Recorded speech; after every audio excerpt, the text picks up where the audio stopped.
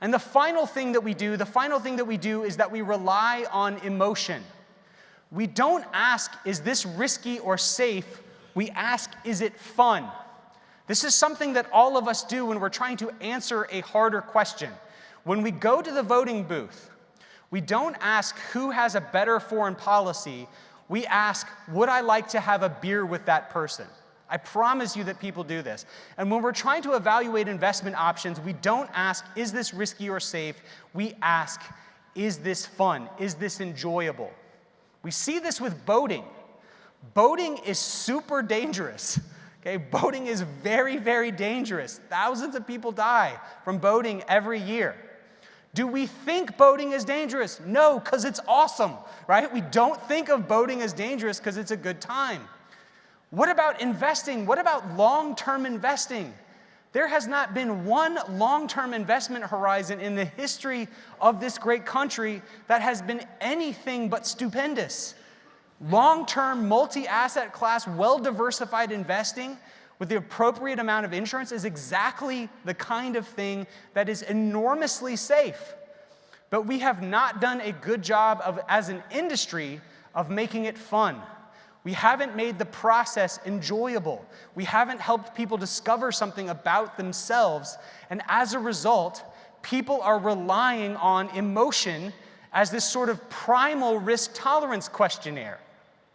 Because research shows that whether or not someone feels that this was our earliest risk tolerance questionnaire, and research shows that people who have the emotional processing centers of their brain damaged actually have trouble making even the simplest decision.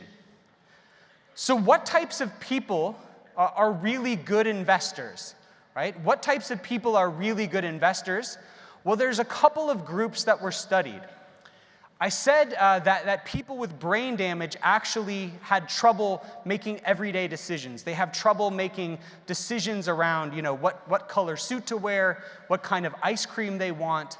But people who have the emotional processing centers of their brain damaged actually are great gamblers and great financiers and great investment decision makers.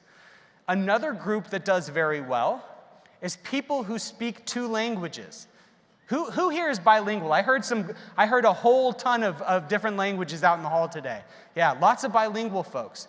Bilingual folks make better decisions than those who just speak 1 language, but only when they are speaking in their non-dominant language. And why is that? Because it causes us to slow down, to pause, and to think about our decisions less reflexively.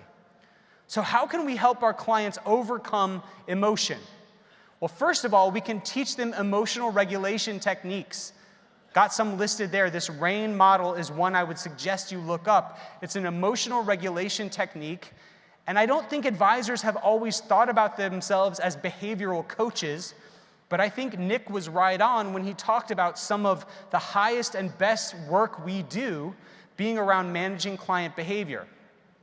The second thing we can do is we can use emotion to our benefit.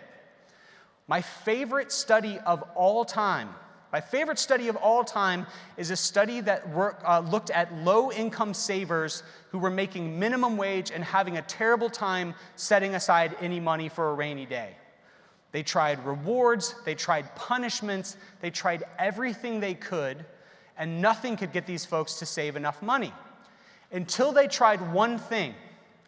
They attached to their bank account, they worked with the bank to have it so that a picture of their children would flash up for 5 seconds before they would make a decision about their spending, right?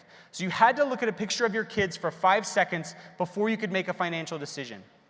When they did this, savings behavior increased 250%. Are we making finance personal? Are we tying our decisions back to the things that they value emotionally? Because this can be a huge boon to us.